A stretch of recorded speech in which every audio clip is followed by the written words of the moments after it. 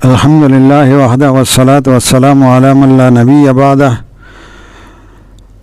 قرآن کریم میں سورۃ انعام کے آیت نمبر 99 اور آیت نمبر 141 میں دو جگہ یہ اللہ تبارک و تعالیٰ نے والزیتون والرمان مشتبہا وغیر متشابہ، اور دوسری جگہ والزیتون والرمان متشابہا وغیر متشابہ۔ اب یہ مشتبہا وغیر متشابہ، ان دونوں میں فرق کیا ہے؟ تعبیر میں فرق، اس میں کیا حکمت ہے کہ پہلے آیت میں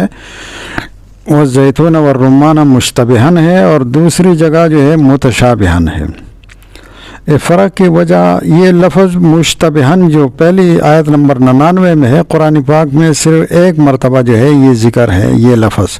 باقی متشابہا اس کے علاوہ بھی آیا ہے۔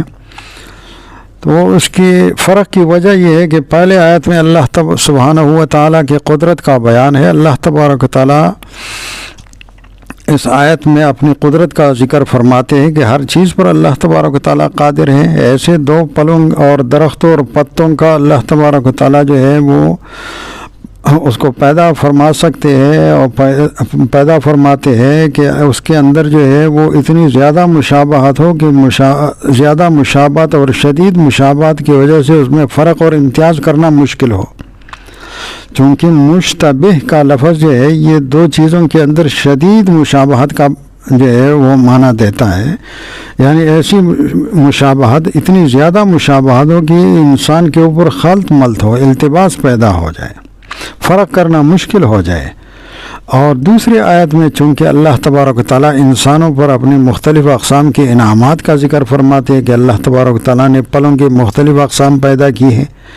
کچھ آپس میں ایسے ہے کہ اس میں بالکل مشابہت نہیں ہے، کچھ ایسے ہے کہ اس میں مشابہت موجود ہے، تھوڑی مشابہت ہے، کچھ میں کچھ اس سے زیادہ مشابہت ہے۔ تو ساری قسموں کا جو ہے وہ ایک عام لفظ متشابہ، یہ عام لفظ ہے تاکہ سارے قسموں کو جو ہے وہ شامل ہو، اس میں شمول اور عموم کا معنی ہے کہ مشابہت کی ساری قسمیں اس میں داخل ہو جائے، اور مشتبہ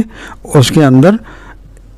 صرف شدید مشابہت جو جس میں اللہ تبارک و تعالیٰ کی قدرت کا مظاہرہ ہے، تو ادھر صرف وہ خاص قسم بیان کی، اور جو ان نعمتوں کی جس آیت میں اللہ تبارک و تعالیٰ کے انعامات اور احسانات کا ذکر ہے، اس میں وہ لفظ ذکر کیا جس میں عموم اور شمول ہے، جس میں مشابہت کی